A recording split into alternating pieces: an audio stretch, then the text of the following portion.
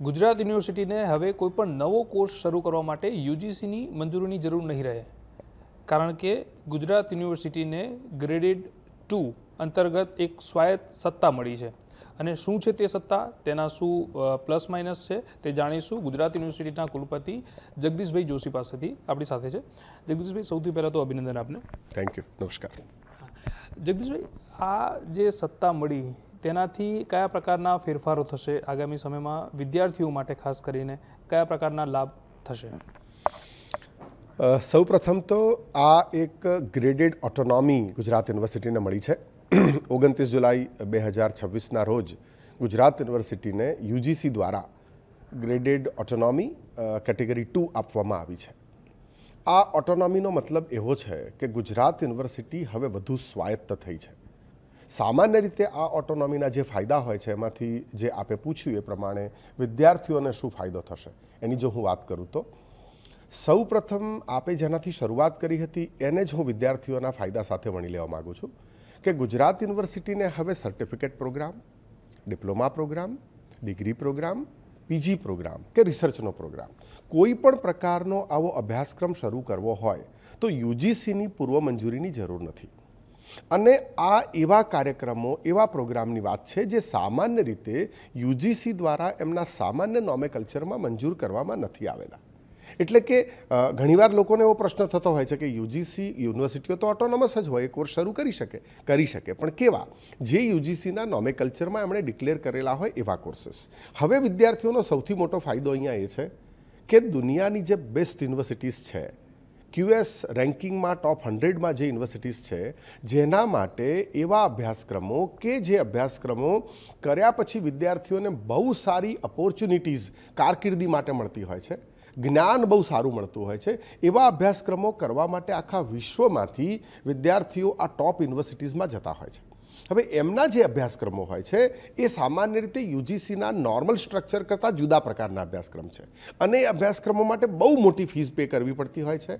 એ પછી દુનિયાના જે ડેવલપ કન્ટ્રીઝ છે એમાં જ સામાન્ય રીતે આવા અભ્યાસક્રમો અવેલેબલ હોય છે. તો ગુજરાત યુનિવર્સિટી આવા પ્રકારના અભ્યાસક્રમો આપણા વિદ્યાર્થીઓ માટે, ગુજરાતના વિદ્યાર્થીઓ માટે, ભારતના વિદ્યાર્થીઓ માટે ખૂબ કિફાયતી દરે, ગુજરાત યુનિવર્સિટી એ સ્ટેટ યુનિવર્સિટી છે, રાજ્ય સરકારની સરકારી યુનિવર્સિટી છે, અહીંયા મોટાભાગે દરેક કોર્સની ફી એ વિદ્યાર્થીઓને પરવડે અને પોસાય એવી હોય છે.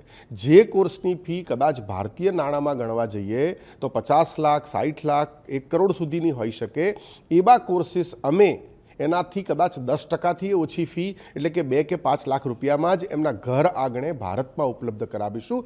આ વિદ્યાર્થીઓનો સૌથી મોટો ફાયદો છે. જી જગદીશભાઈ, એ પૂછવા માંગીશ કે ખાસ કરીને અત્યાર સુધી યુજીસીના જે નિયંત્રણો હતા તેનાથી ઘણા કોર્સ અટકેલા પડ્યા હશે, એ કેટલા ઝડપથી શરૂ કરવામાં આવશે અને વિદ્યાર્થીઓને તેનો સીધો લાભ કેટલા સમયમાં મળશે? સામાન્ય રીતે ભારતની જે શિક્ષણ પ્રથા છે એમાં એડમિશનની પ્રક્રિયા એ મે મહિના પછી એટલે કે મે મહિના અથવા જૂન મહિના આસપાસ થતી હોય છે.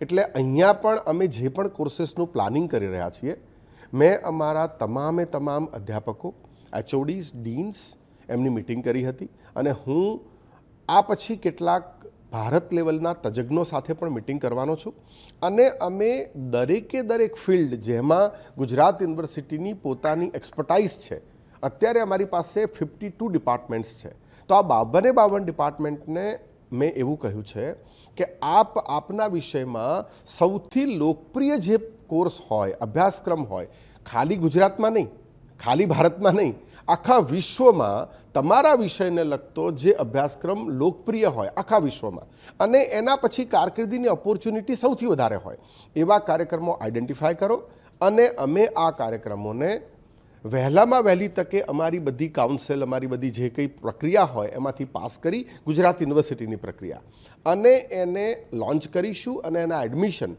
મોડામાં મોડા આવતા વર્ષના જૂન મહિનાથી શરૂ કરીશું, કારણ કે આ વર્ષે હવે અત્યારની વાત કરીએ તો એડમિશન પૂર્ણ થઈ ગયા છે અને સામાન્ય રીતે વિદ્યાર્થીઓ 12મું ધોરણ કરીને અથવા ગ્રેજ્યુએશન કરીને આવતા હોય એટલે અત્યારે એ બધા વિદ્યાર્થીઓ એડમિશન લઈ પણ લીધા હોય તો અમે પૂરી તૈયારી કરી એના માટેનો અભ્યાસક્રમ ઉપલબ્ધ કરાવી અને એના માટેનું રિસોર્સ મટીરિયલ જોઈએ એ પણ ઉપલબ્ધ કરાવી, એના માટે રિક્રુટમેન્ટ કરવી પડશે તો રિક્રુટમેન્ટ પણ કરી દઈશું અને આ અભ્યાસક્રમો ફૂલ ફ્લેજ એની જાહેરાત અમે એપ્રિલ મહિના આસપાસ કરીશું, માર્ચ કે એપ્રિલમાં, અને એની એડમિશનની અને ભણાવવાની શરૂઆત જૂન 2027થી થશે. બિલકુલ. હવે એક એ વાત આવે કે યુજીસીનું નિયંત્રણ હતું ત્યાં સુધી એક કોર્સની શૈક્ષણિક ગુણવત્તા બી હતી અને સેલ્ફ ફાઇનાન્સ કોલેજોની જે ફી હતી તે પણ એક નિયંત્રણમાં રહેતી હતી. આને કેવો ફરક પડશે? શું સેલ્ફ ફાઇનાન્સ કોલેજોની ફી વધી જશે કે ગુણવત્તામાં કોઈ અસર થશે? એક વસ્તુ અહીંયા હું પહેલાં તો ક્લિયર કરું કે આ ગુજરાત યુનિવર્સિટીને મળેલી ગ્રેડેડ ઓટોનોમી કેટેગરી 2 એનાથી ફક્ત ગુજરાત યુનિવર્સિટી પોતાના કેમ્પસમાં જે કોર્સીસ ચલાવે છે એના માટેની જ આ સ્વાયત્તાને હોય છે. એટલે ગુજરાત યુનિવર્સિટી એની કોઈ સેલ્ફ ફાઇનાન્સ કોલેજને આવા કોઈ કોર્સીસ નહીં આપે.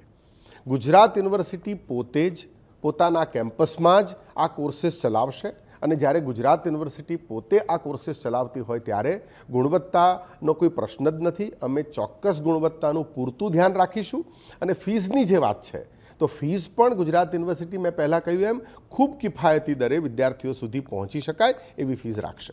બિલકુલ બિલકુલ એ વાત બી જાણવી પડે કે ખાસ કરીને હવે દેશ વિદેશની યુનિવર્સિટી ત્યાં કેવી રીતે કોલોબરેશન થશે તો ત્યાંના વિદ્યાર્થીઓ અહીંયા આગળ કેવી રીતે થશે, એનો શું ફાયદો થશે? બહુ સુંદર પ્રશ્ન આપે પૂછ્યો છે, ખૂબ જરૂરી પ્રશ્ન છે. આ ઓટોનોમી મળ્યા પછી ગુજરાત યુનિવર્સિટીને એની જે ટોટલ ફેકલ્ટી સ્ટ્રેન્થ એટલે કે જે ટોટલ અધ્યાપકોની સંખ્યા છે, મંજૂર સંખ્યા રાજ્ય સરકાર દ્વારા, એના 20% અધ્યાપકો ફોરેનથી લેવાની મંજૂરી મળે છે. એટલે વિશ્વની QS રેન્કિંગમાં આવેલી 500 ટોપમાં જે યુનિવર્સિટીઝ છે એ યુનિવર્સિટીઝમાંથી અમે અધ્યાપકોને લઈ શકીએ. અને બીજી એક ઓટોનોમી મળે છે કે અમારી જે ટોટલ સ્ટુડન્ટ સ્ટ્રેન્થ છે, વિદ્યાર્થીઓની સંખ્યા છે, એમાં પણ અમે 20% સંખ્યા વધારે લઈ શકીએ છીએ, સુપર ન્યુમરરી અને ફોરેનના સ્ટુડન્ટ હોય. એટલે અમે અધ્યાપકો અને વિદ્યાર્થીઓ, જે વિદેશી વિદ્યાર્થીઓ છે, વિદેશી અધ્યાપકો છે, ગુજરાત યુનિવર્સિટીના એક્ઝિસ્ટિંગ વિદ્યાર્થીઓને જરા પણ નુકસાન કર્યા વગર એમનો કોટા ઇન્ટેક રાખીને અધ્યાપકોની સાથે વિદ્યાર્થીઓને જોડીશું અને વિશ્વ સ્તરના અધ્યાપકો અહીંયા આવશે અને આપણા વિદ્યાર્થીઓને માર્ગદર્શન આપશે. એના માટે અમે ચોક્કસ એના માટેની કમિટીનું નિર્માણ કરી લીધું છે. એ લોકો સ્ટડી કરી રહ્યા છે કે આપણે જે કોર્સીસ કરીશું એમાં કઈ જગ્યાએથી કયા અધ્યાપકોને આમાં જોડાણ કરીને બોલાવવા જોઈએ. તો ગુજરાત યુનિવર્સિટી એના માટે પ્રયત્નશીલ છે કે ગુજરાત યુનિવર્સિટી આ QS રેન્કિંગમાં ટોપ 500માં જે યુનિવર્સિટીઝ છે એની સાથે કોલોબરેટ કરશે અને એમના અધ્યાપકોને અહીંયા ઇન્વાઇટ કરશે. ખાસ કરીને ઇન્ડસ્ટ્રીને લગતા નવા કોર્સ કંઈક ડિઝાઇન થશે, બરાબર? રોજગારલક્ષી જે વિદ્યાર્થીઓને એ સ્કિલ બેઝ રોજગાર મળશે, તો એવા કયા કયા કોર્સને પ્રાધાન્ય આપવામાં આવશે અને કયા કોર્સ ઉપર મેઇન ફોકસ કરીને એ ઇન્ડસ્ટ્રીની જરૂરિયાત પૂરી કરવામાં? ગુજરાતની જ્યારે વાત થાય ત્યારે 2 ઇન્ડસ્ટ્રીઝની સૌથી વધારે વાત થાય છે. એક પહેલી ઇન્ડસ્ટ્રી છે ફાર્મા ઇન્ડસ્ટ્રી. ગુજરાતમાં અમદાવાદમાં અને અમદાવાદની આજુબાજુ ફાર્માસ્યુટિકલ ઇન્ડસ્ટ્રીઝ ઘણા મોટા પાયે છે. તો અમે ફાર્માસ્યુટિકલ ઇન્ડસ્ટ્રીઝના એસોસિએશનના ચેરમેન સાથે ઓલરેડી ચર્ચા કરી છે. એ અમને કેટલીક ડિમાન્ડ આપી રહ્યા છે કે એમને કેવા પ્રકારના સ્કિલ લોકો જોઈએ છે. કોટન ઇન્ડસ્ટ્રીઝ ગુજરાતની આજુબાજુ છે, કેમિકલ ઇન્ડસ્ટ્રીઝ છે. તો અમે જે પણ ઇન્ડસ્ટ્રીઝના એસોસિએશન્સ છે એની સાથે ચર્ચા કરવાના છીએ અને એ સિવાય જે પણ ઇન્ડસ્ટ્રીઝના પોતાના એવા જૂથ હોય છે જ્યાં એ પોતાનો વોઇસ મૂકતા હોય છે એવી જગ્યાએ પણ અમે એમની સાથે જોડાઈને એમની સાથે ચર્ચા કરીને એવો પ્રયત્ન કરીશું કે એ ઇન્ડસ્ટ્રીને જે જરૂરિયાત છે એ પ્રકારનું માનવબળ અમે એમને પૂરું પાડીએ. આપના માધ્યમથી ઇન્ડસ્ટ્રીઝના જે લોકો છે, માલિકો છે, પ્રમોટર્સ છે, ચેરમેન છે, બોર્ડ ઓફ ડિરેક્ટર્સ છે, એમને પણ હું કહેવા માગું છું કે આપના મનમાં એવો કોઈ પ્રોગ્રામ હોય, આપના મનમાં એવું કંઈક હોય કે એક પ્રકારની સ્કિલ, એક પ્રકારની કુશળતાવાળા લોકો, યંગ લોકો આપને જોઈએ છે, તો હું આપને આમંત્રણ આપું છું કે ગુજરાત યુનિવર્સિટીના ઓફિશિયલ ઈમેલ પર આપ મને ઈમેલ કરીને પ્રપોઝલ મોકલી શકો છો. અમે ત્યાં સુધી ઓપન છીએ કે એ કોર્સ ઇન્ડસ્ટ્રીમાં જ ચાલે હવે તો તમને ખબર છે કે ઇન્ટર્નશીપ એમ્બેડેડ પ્રોગ્રામની નવી એક ફોર્મ્યુલા આવી છે. તો એવું થાય કે જે કાર્યક્રમ માની લો કે 2 વર્ષનો છે, 4 સેમિસ્ટરનો એક ડિપ્લોમા છે અને ઇન્ડસ્ટ્રીને એવા માણસોની બહુ જરૂર છે, તો પહેલું સેમિસ્ટર થિયરી એ વિદ્યાર્થી ભણે, એ પણ ઇન્ડસ્ટ્રીમાં જ ભણે. એ ઇન્ડસ્ટ્રીમાં અમે એવી વ્યવસ્થા ઊભી કરીએ કે ત્યાં જ એને કોલેજની જેમ ઇન્ડસ્ટ્રીના વાતાવરણમાં એક ક્લાસરૂમમાં ભણાવવામાં આવે. 2 કલાક થિયરી ભણે, બાકીના 3 કલાક કે 4 કલાકે ઇન્ડસ્ટ્રીમાં એમની સાથે બેસીને કામ કરે. એટલે in real sense industry embedded courses એ કરવાનો જે વિશ્વમાં ઘણી બધી ડેવલપ કન્ટ્રીઝમાં ચાલે છે, એવા કોર્सेस ઉપર પણ અમે વિચાર કરી રહ્યા છીએ અને વિદ્યાર્થીઓ આપની સાથે જ રહેશે. સર્ટિફિકેશન અમે જે આપીશું એમ અમે તમને અમારી એક સંસ્થા કે અમારી એક માન્ય સંસ્થા તરીકેની માન્યતા આપીશું અને એની પરીક્ષા અને એનો અભ્યાસક્રમ ગુજરાત યુનિવર્સિટી જોશે. એટલે ગુણવત્તા ક્યાંય એનો કોઈ કોમ્પ્રોમાઇઝ ના થાય અને આપને જેવું માનવબળ જોઈએ છે એવું સર્ટિફાઈડ માનવબળ પ્રોવાઈડ કરવા માટે ગુજરાત યુનિવર્સિટી કટિબદ્ધ રહેશે. બિલકુલ. જગદીશભાઈ, આ તો થઈ બધી પોઝિટિવ વાત. કોઈ નકારાત્મક પાસા ખરા કે કોઈ ચેલેન્જીસ ખરી કે તમને એવું લાગે છે કે આના કારણે કદાચ ભવિષ્યમાં આવું કોઈ થઈ શકે? જ્યારે સ્વાયત્તતા આવતી હોય છે ત્યારે સ્વાયત્તતા એની જવાબદારી સાથે આવતી હોય છે. કોઈ પણ જાતની સ્વતંત્રતા જ્યારે પણ મળે ત્યારે સ્વતંત્રતાની પોતાની વેલ્યુ હોય છે અને એની સાથે સાથે એક બહુ મોટી જવાબદારી હોય છે. અત્યાર સુધી અમે કોઈ પણ અભ્યાસક્રમ બનાવીએ અને અમે યુજીસીની મંજૂરી લઈએ પછી ચાલુ કરીએ. એટલે સામાન્ય રીતે યુજીસીના તજજ્ઞો, એક્સપર્ટ, એમણે બનાવેલી સ્કીમ, એમણે બનાવેલી સિસ્ટમ એ પ્રમાણે અપ્રૂવ વસ્તુઓ હોય એટલે અમારે બહુ લાંબી, એટલે અમે વિચારીએ પણ ચિંતા કરવાની જરૂર ના હોય, કારણ કે એક સિસ્ટમ ગોઠવાયેલી હોય ને એ પ્રમાણે અમને અપ્રુવલ મળી હોય. હવે ગુજરાત યુનિવર્સિટી પોતાની રીતે એના કલાકોથી માંડીને એનું નોમેકલ્ચરથી માંડીને એની પરીક્ષાની પદ્ધતિથી માંડી અને કોર્સનું આખું સ્ટ્રક્ચર અને કોર્સનું નામ નક્કી કરી શકશે. ત્યારે ખૂબ મોટી જવાબદારી આવી પડે છે. પણ ગુજરાત યુનિવર્સિટી સક્ષમ છે અને એ જવાબદારીને ચોક્કસ નિભાવશે. ચેલેન્જ તો છે જ, પણ એ ચેલેન્જને અમે ચોક્કસ સારી રીતે નિભાવીશું અને સારામાં સારા કોર્सेस અમે વિદ્યાર્થીઓ સુધી પહોંચાડીશું. બીજી એક ચેલેન્જ એવી આવે કે જ્યારે વધુ માત્રામાં અમે વિદેશી વિદ્યાર્થીઓ અને વિદેશી અધ્યાપકોને લાવવાની વાત કરીએ છીએ ત્યારે અમારે અમારા ઇન્ફ્રાસ્ટ્રક્ચરને એ પ્રમાણે સ્ટ્રેન્થન કરવું પડશે, જેથી કરીને એ અધ્યાપકો, એવા પ્રકારના અધ્યાપકો અહીંયા આવે તો એમને કોઈ ઇન્ફ્રાસ્ટ્રક્ચરના પ્રોબ્લેમ્સ ના નડે. આર્ટિફિશિયલ ઇન્ટેલિજન્સ દિવસે દિવસે વધી રહ્યું છે અને એને લગતી પણ ઘણી બધી ચેલેન્જીસ આની સાથે જોડાયેલી છે, જેને પણ અમે એડ્રેસ કરવાનો પૂરો પ્રયત્ન કરીશું. આશરે કેટલા વિદ્યાર્થીઓને આની અસર થશે? એટલે કે જે નવા કોર્सेस આવશે એની આપ વાત કરો છો.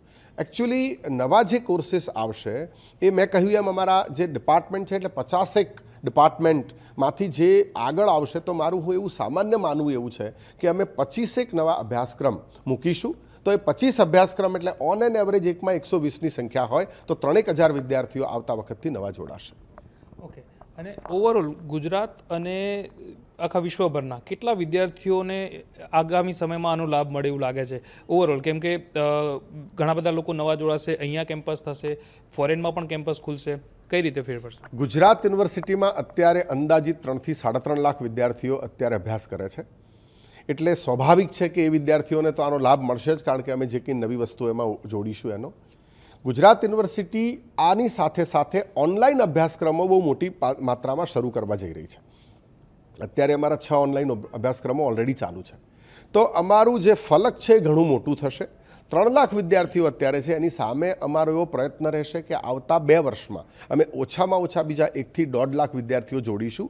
એટલે બીજા 1.5 લાખ વિદ્યાર્થીઓને આવતા 2 વર્ષમાં અને પછી આગળનું પ્લાન અમે કરીશું. એ પ્રમાણે અમારી પાસે બહુ લિમિટ એવી નહીં રહે કે અમે બહુ ઓછા લોકોને રાખીએ. અને આપે જે વિદેશી કેમ્પસની વાત કરી તો એની પણ એક વાત કરી લઉં કે યુગાન્ડામાં ગુજરાત યુનિવર્સિટીનું કેમ્પસ ખોલવાની તૈયારીમાં છે. મોટા ભાગની જે અપ્રુવલ્સ છે, પોલિસી ડિસિઝન્સ છે એ થઈ ગઈ છે અને ટૂંક સમયમાં યુગાન્ડામાં અને એના પછી અમે અબુધાબીમાં આમ 2 કેમ્પસ ગુજરાત યુનિવર્સિટી પોતાના વિશ્વમાં અત્યારે ખોલવા જઈ રહ્યું છે.